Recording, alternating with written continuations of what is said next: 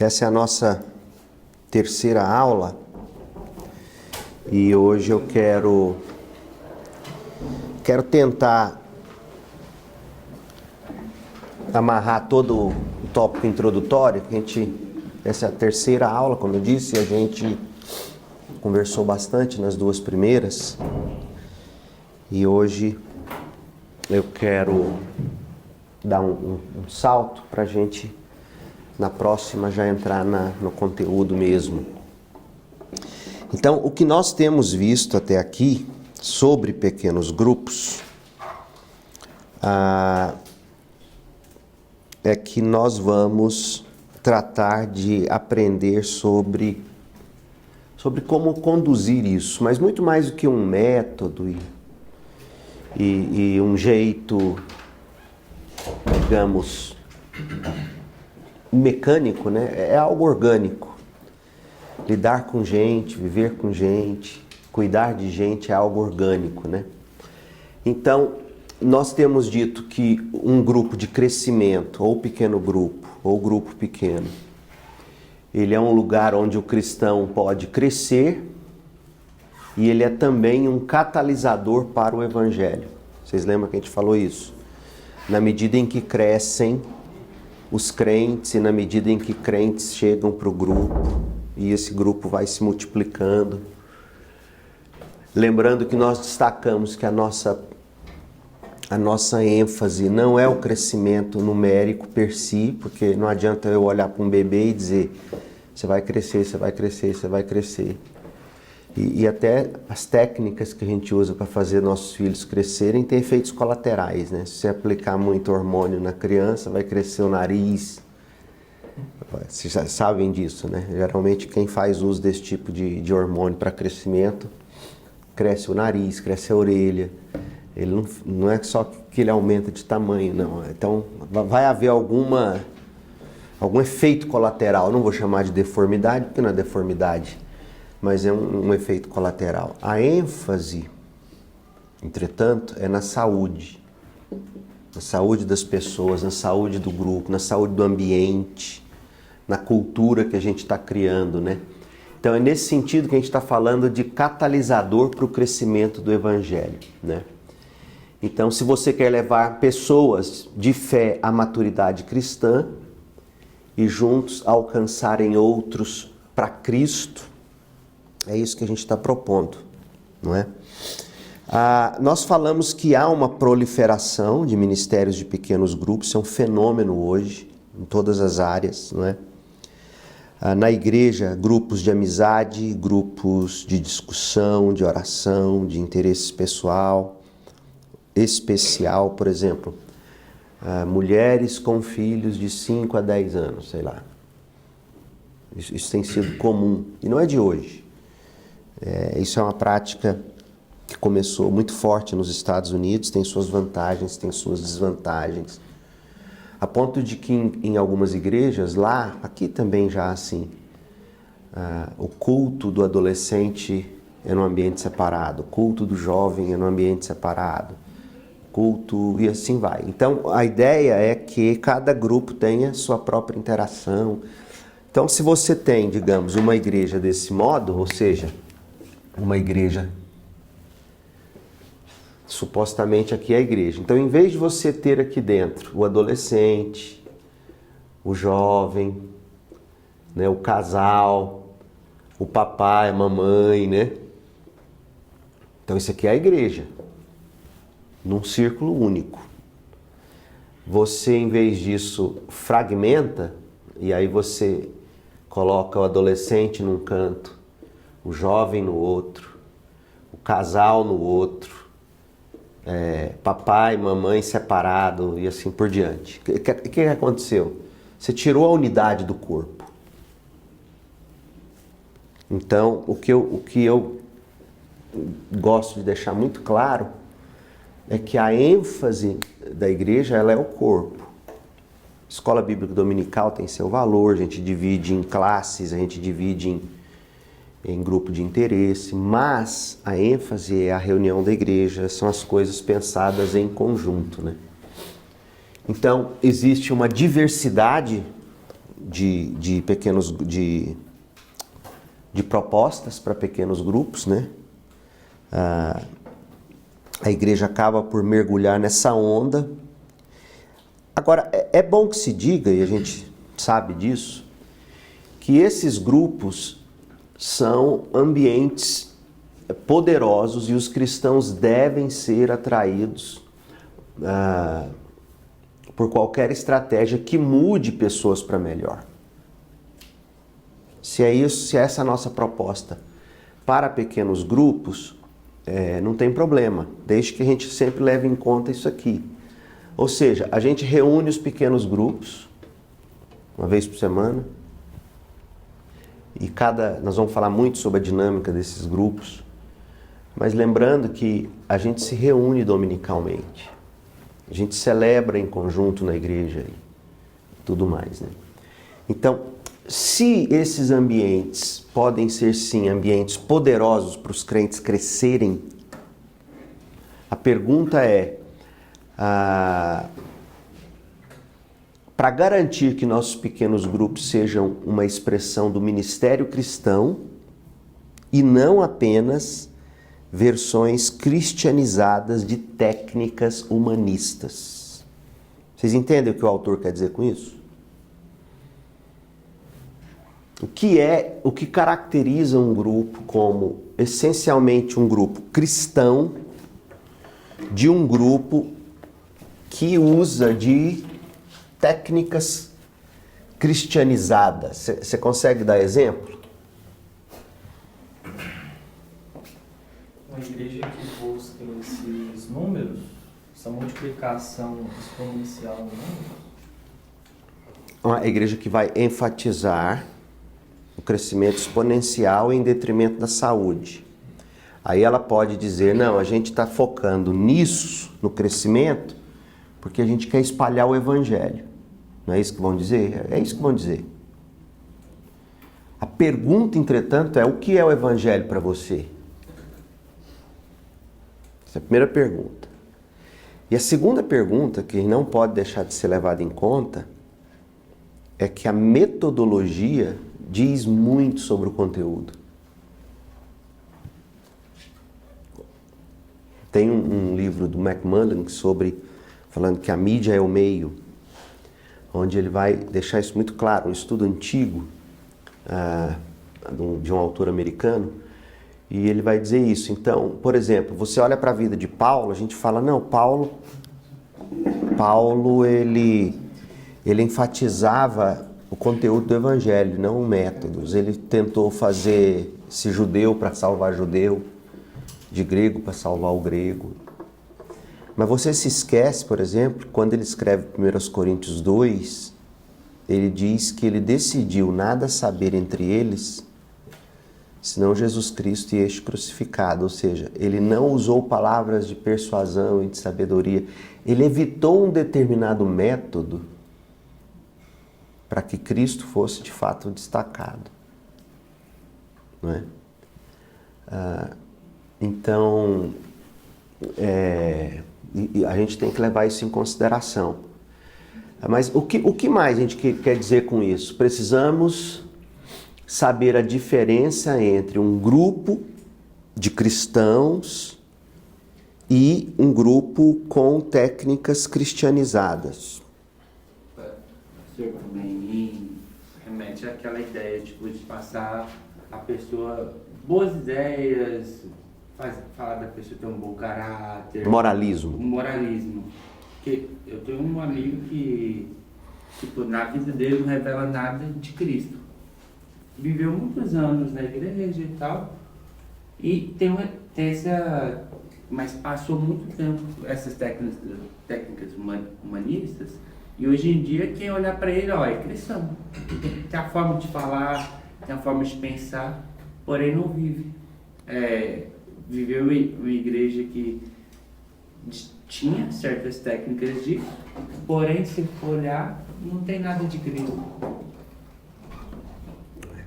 Pastor, tem também um consenso dentro da filosofia, mesmo daqueles que não acreditam em Cristo de que a prática cristã são boas regras morais a ser seguidas, né?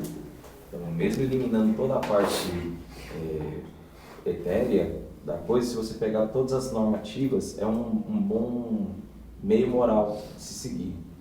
E outra coisa que eu vejo também é a teologia da prosperidade, né? Ela se encaixa bem nesse ponto, junto com o moralismo.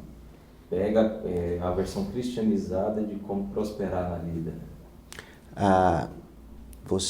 Aí, nesse caso, eles pegam a prosperidade como prova do favor ou da bênção de Deus, né?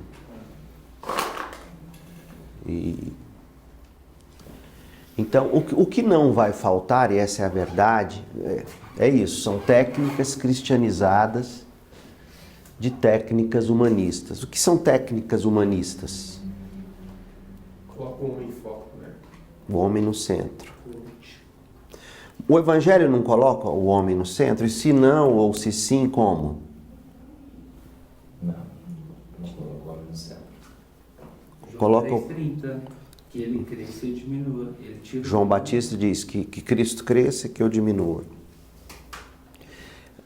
Mas de algum modo, quando a gente foca em ministério de pequeno grupo, ou mesmo ministério de uma igreja, a gente não deixa de focar em gente, né?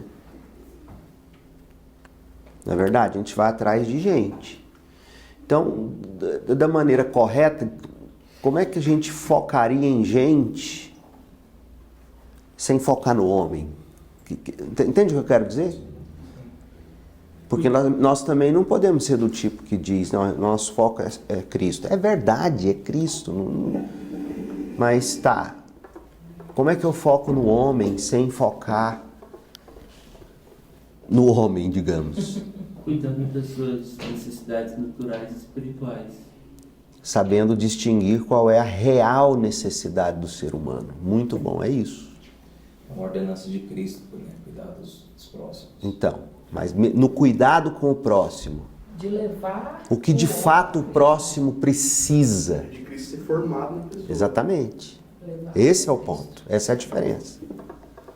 Você focar nas pessoas ou em você mesmo, em mim mesmo. Se a gente não tomar cuidado, a gente vai achar que a gente tem necessidades, a gente vai se ver sentindo com necessidades que, se a gente ponderar biblicamente, não são necessidades reais. São necessidades do nosso impulso pecaminoso, ou da nossa vaidade, e assim por diante.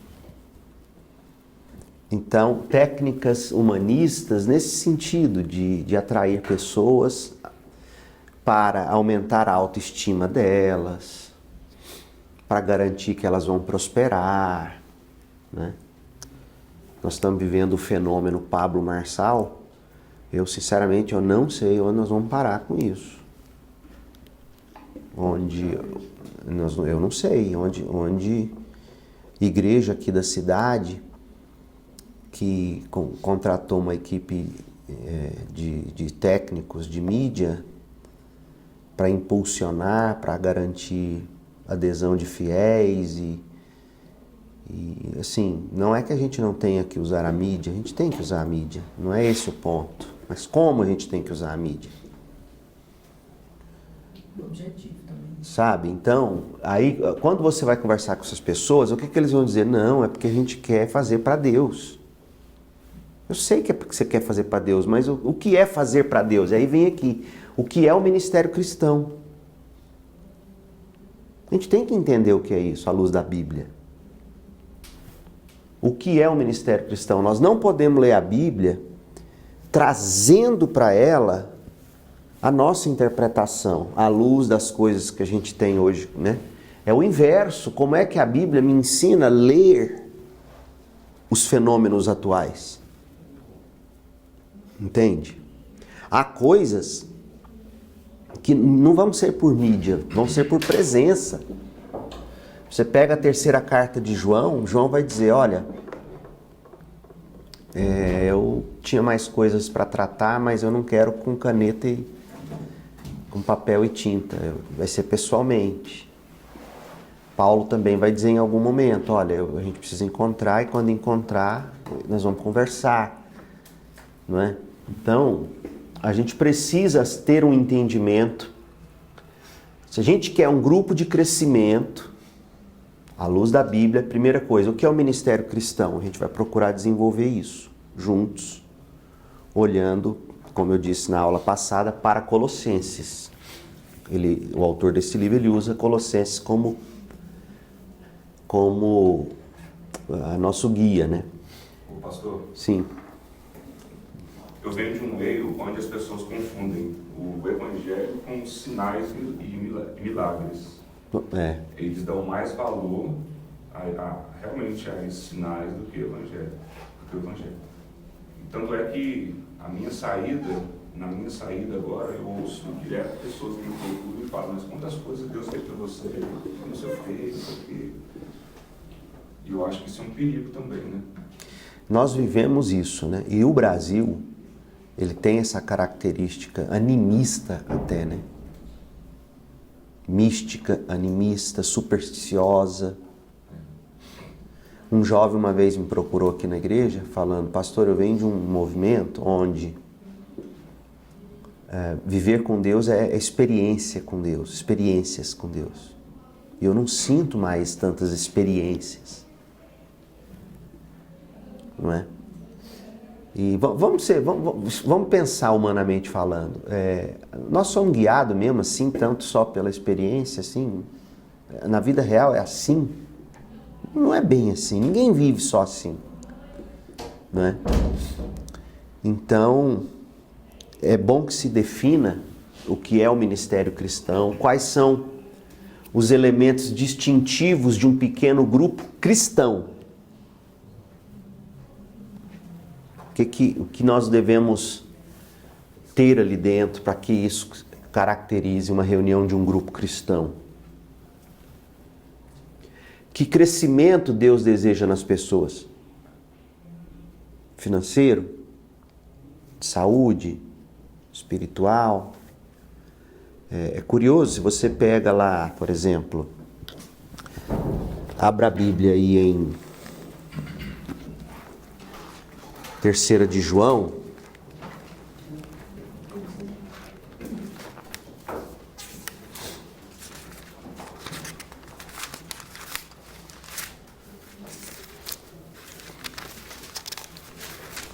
terceira carta de João,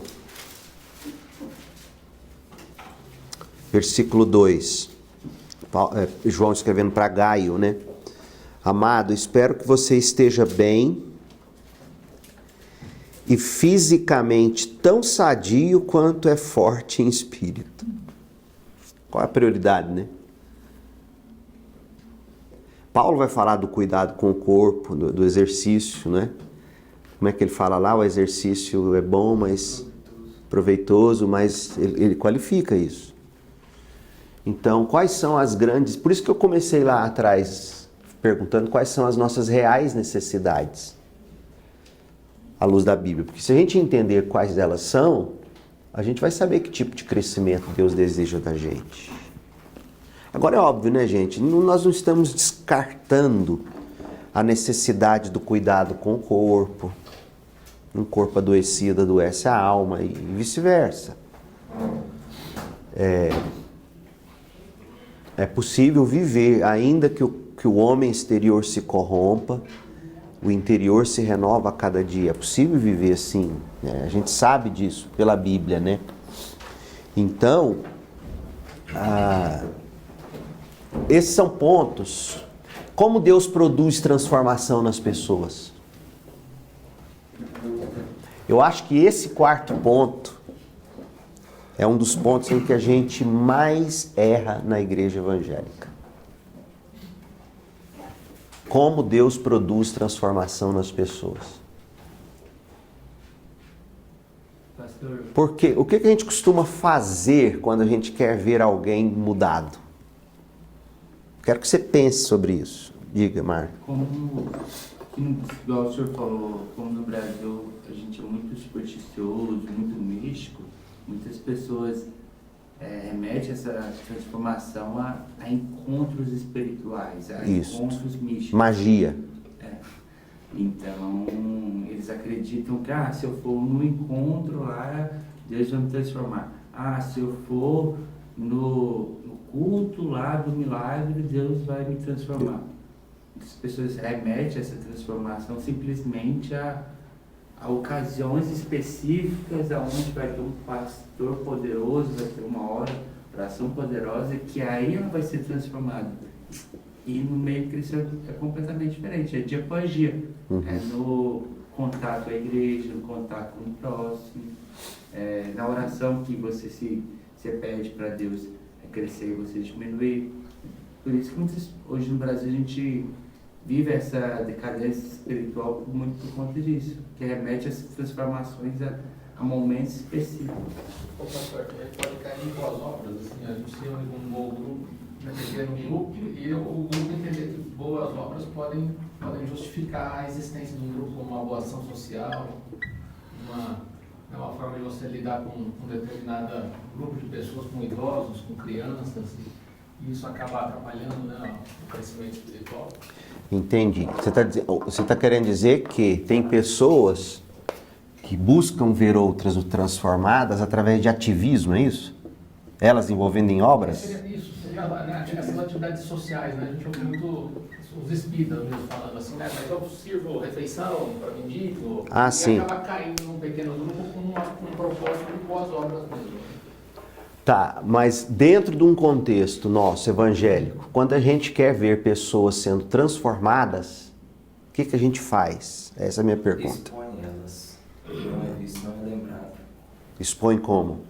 Coloca em posições onde o resto da igreja vai ver que essa pessoa foi transformada, que essa pessoa aí começa a ter lugar no culto.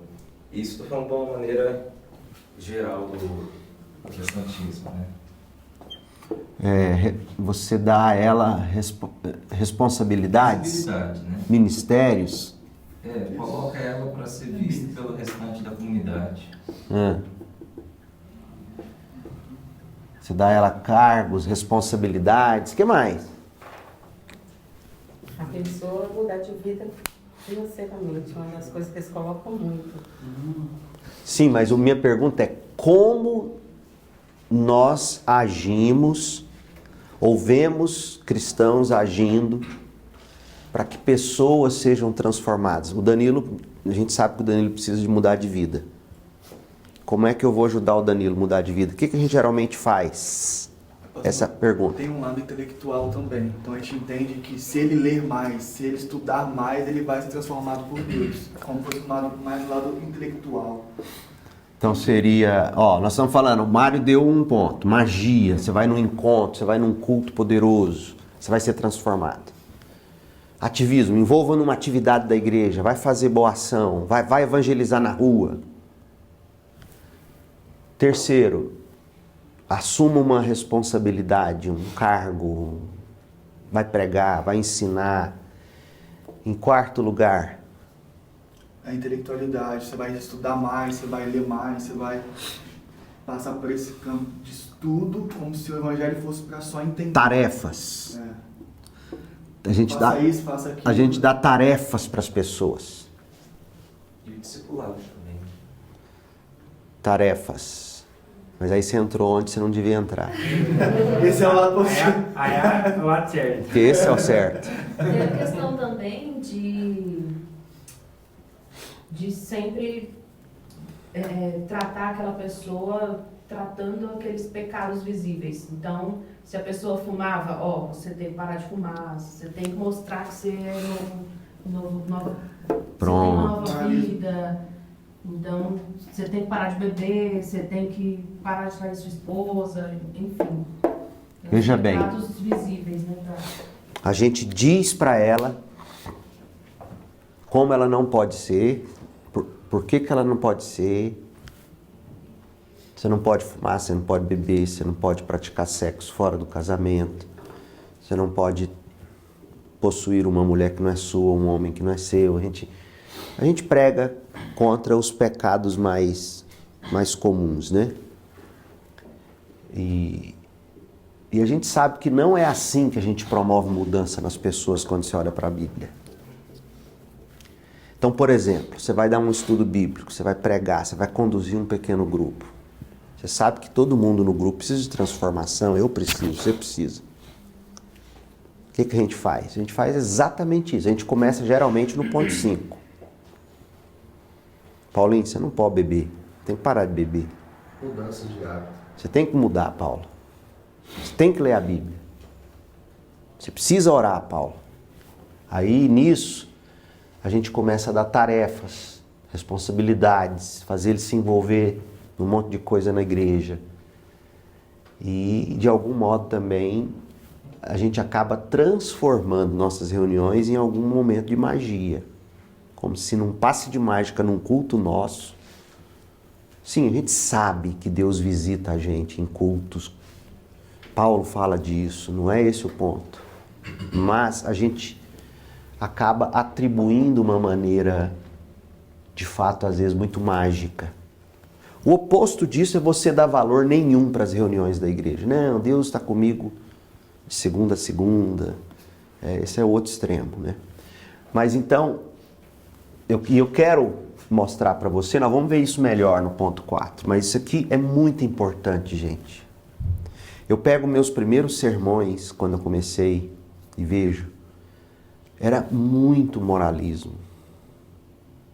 Não pode, não faz, tem que ser assim, faça assado. Eu não explicava como. Como é que você muda? Pensa agora, eu quero que você olhe para você. Não pensa no que você aprendeu, no que você vê. Que mudança acontece com você? Como é que é? Como é que você muda? Pastor, eu aprendi nos últimos reuniões nossas, um pequeno grupo lá na região noroeste, que a gente tem batido muito na tecla de estar satisfeito no Senhor. E aí hoje eu vejo que a gente só pode ser transformado, os nossos hábitos, essa parte tipo assim, de vencer lutas, dilemas morais, o pecado, se a gente estiver satisfeito em Cristo. Então... Como que a gente fica satisfeito em Cristo? Contemplando o Evangelho, a grandiosidade de quem Deus é, de que Cristo fez, o que Ele é, o que Ele representa para nós. E por muito tempo eu chamei de 5 pontos aí de discipulado. Então quando o Ronan falou de discipulado, eu sempre fui discipulado dessa forma. É a reunião que a gente faz, passa um monte de responsabilidade para um monte de gente, um monte de tarefa, um monte de coisa, faz encontro, faz isso, faz aquilo, arrecada dinheiro, pode isso, não pode aquilo, e no final desliga todas as luzes, coloca uma música motivacional e vamos chorar e fazer umas loucuras e é isso. Para nossa tristeza, essa que é a verdade. E não é só nesses movimentos pentecostais ou neopentecostais, não. No movimento dito tradicional, reformado, nós temos a nossa maneira de achar que a gente está incitando as pessoas à mudança. O Ronan falou do discipulado, o Paulo mencionou. O que de fato é discipulado? Essas coisas aqui, gente, olha, vamos trocar magia por presença. Presença aqui no sentido de presença de Deus no culto coletivo da igreja, presença de irmãos diante de Deus no culto. Isso tem seu lugar.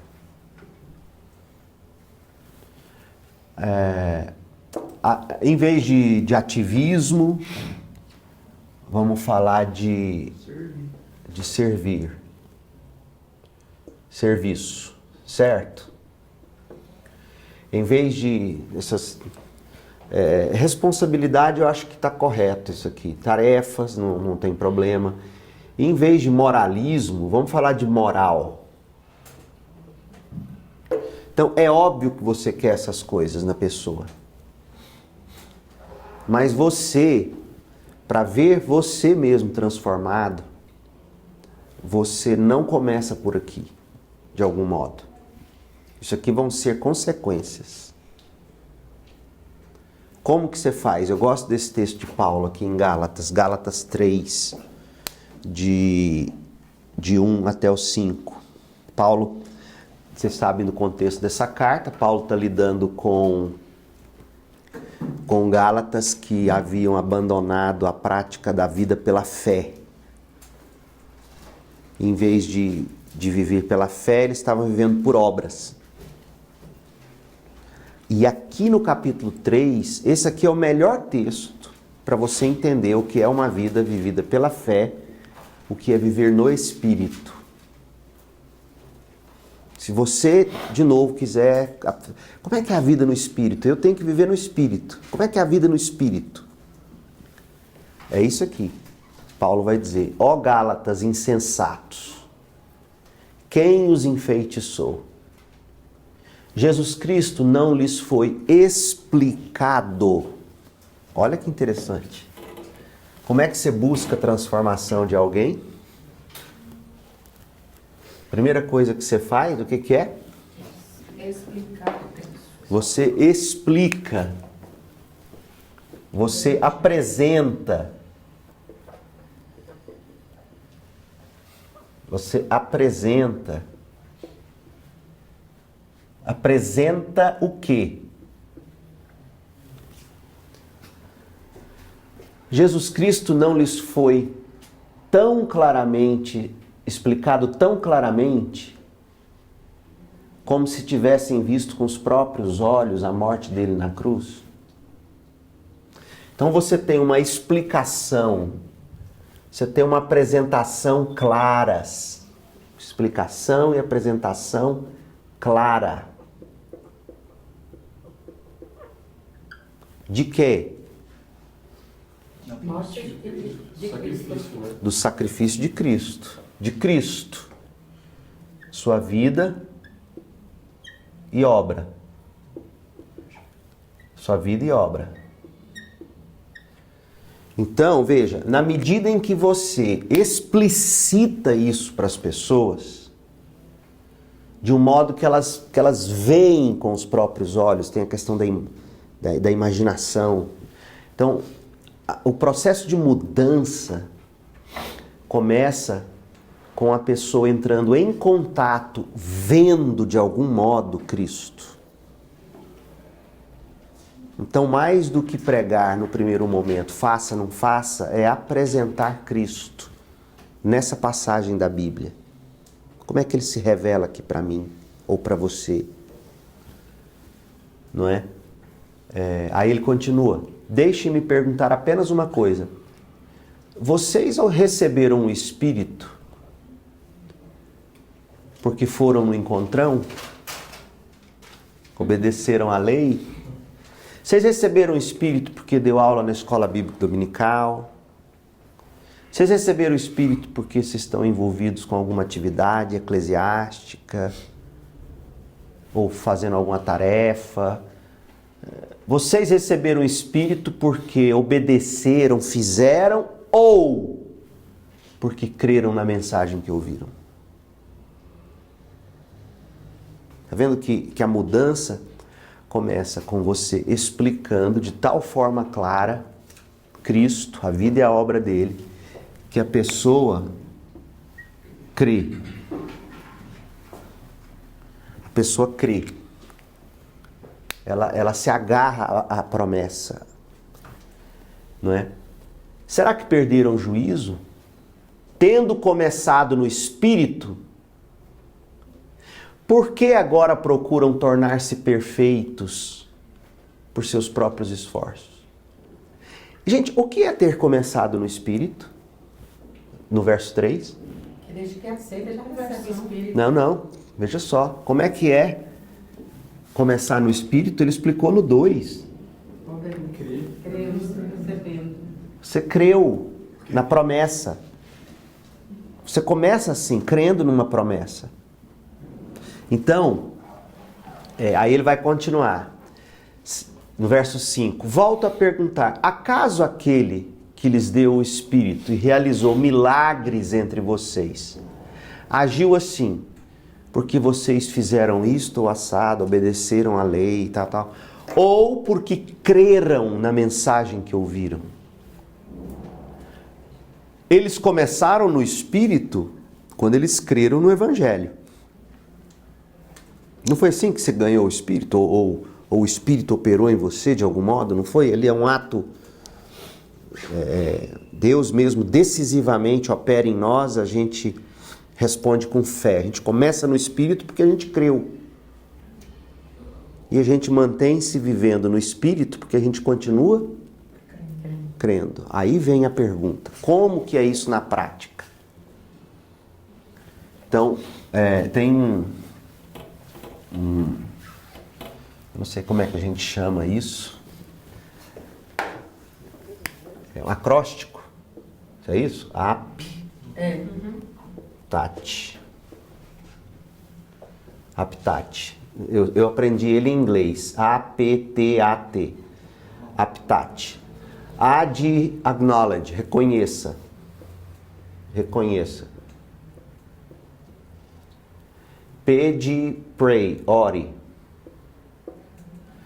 T de trust, confie.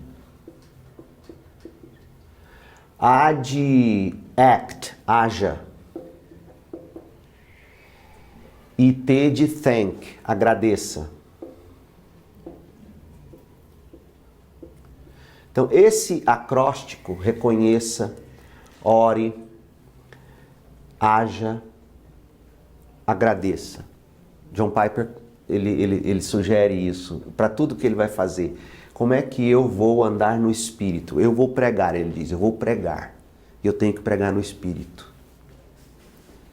Como eu vou fazer isso? Tendo ele estudado, obviamente, preparado tudo como tem que ser, o que ele faz? Ele fala, ele reconhece diante de Deus ali a incapacidade dele, a imperfeição dele. Você reconhece a sua necessidade do momento. Você tem que fazer algo, tem que ser no Espírito. Você reconhece a sua necessidade, você reconhece os seus impulsos pecaminosos, você ora sobre isso. Você confia numa promessa de Deus relativa a isso.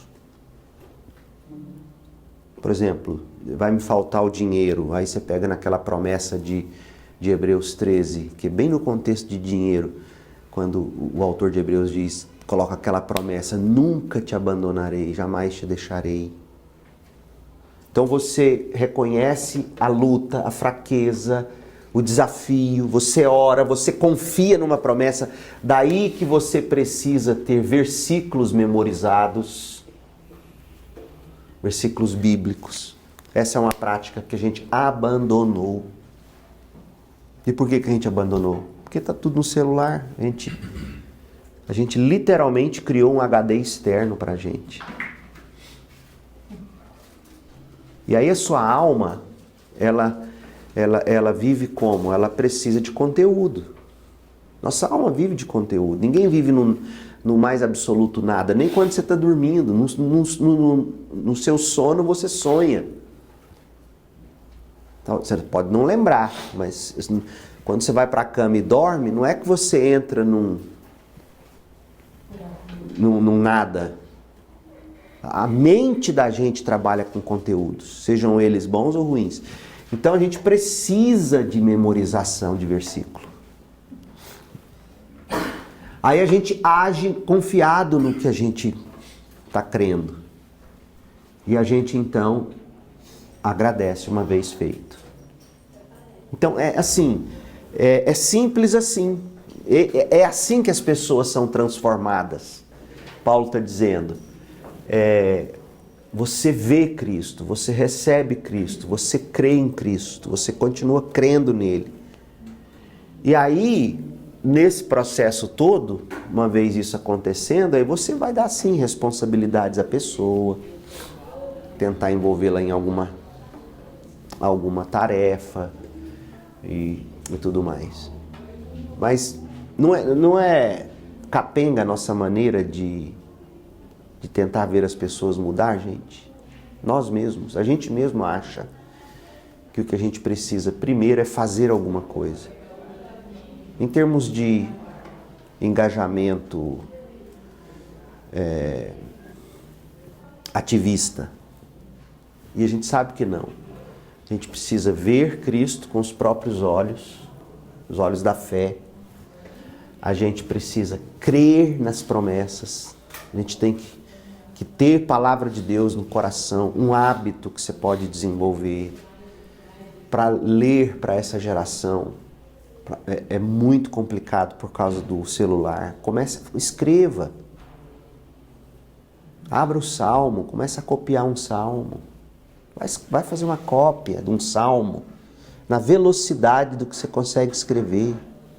Seu cérebro precisa disso, da palavra de Deus. É ela que vai promover a mudança. Tanto é verdade que o que o diabo mais quer fazer, né, no solo duro? Ele vem e arranca a semente. Ele arranca a palavra. O diabo sabe que sem a palavra de Deus no coração, você é presa fácil. Então, o contexto de pequeno grupo, em síntese, nada mais será do que todo dia e de novo nós reunidos buscarmos de algum modo fazer isso aqui, ó. Fazer um ao outro reconhecer-se diante de Deus, orar, confiar, agir e ser grato em tudo. É isso que a gente busca num contexto. É simples assim. Mas é difícil, é trabalhoso, né? Então nós precisamos aprender a responder essas perguntas. O que é o ministério cristão? Quais são os elementos distintivos de um pequeno grupo cristão?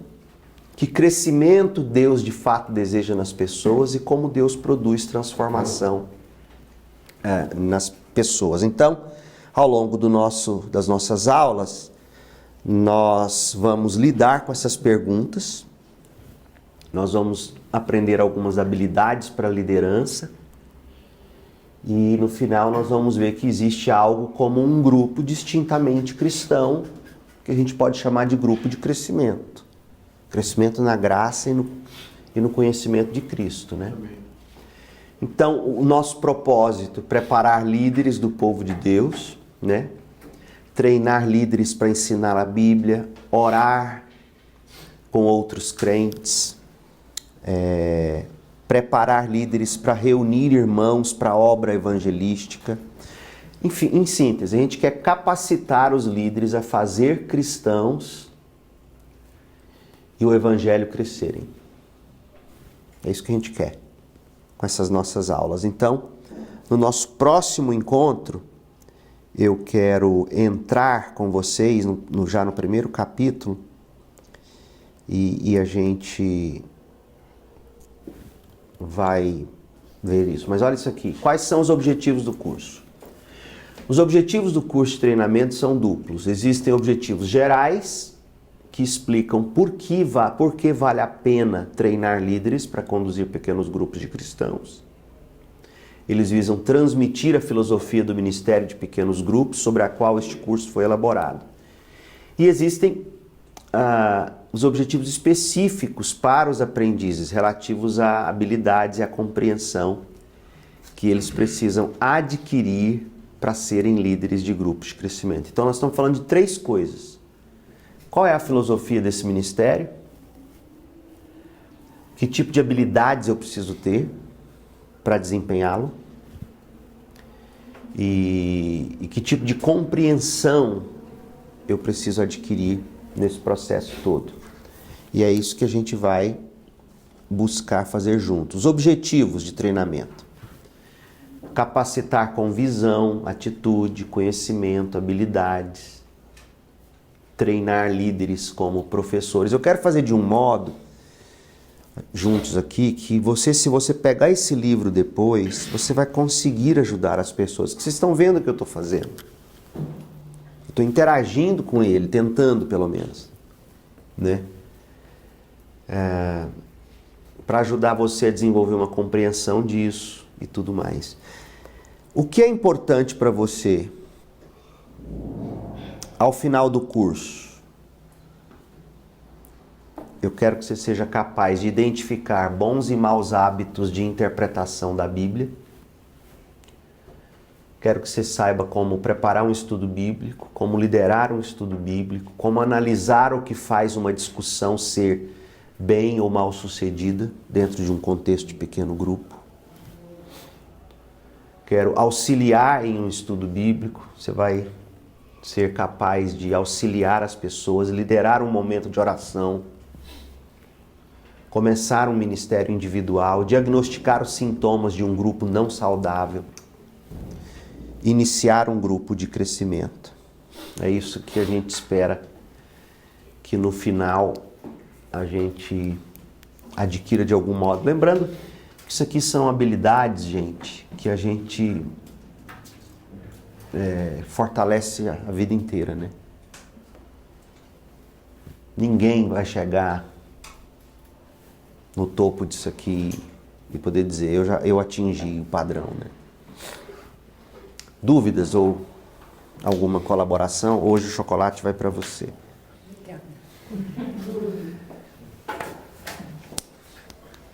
Muito bom. Vamos orar encerrando? Pai, obrigado por esta aula, por este encontro. É sempre tão agradável, tão edificante estar aqui com eles, meus irmãos e irmãs, para juntos aprendermos sobre como liderar pessoas e grupos, discipular pessoas e grupos no processo de transformação à imagem de Cristo. Ajuda-nos com graça nesse crescimento. Nós te buscamos e suplicamos em nome de Jesus. Amém. Mas, gente, saia daqui com essa convicção. Deus não te colocou nessa classe apenas para você saber ser líder de pequeno grupo ou saber liderar. Mas é para você mobilizar pessoas num processo intencional, constante, de caminhada com Cristo. Por isso que eu tento o máximo não ficar só preso aqui a conteúdo do livro. Porque o que importa é se você pegar essas ideias e saber traduzi-las para a sua vida, mobilizando outros para fazer o mesmo. É isso que a gente tem que fazer. Tá bom? Vamos lá?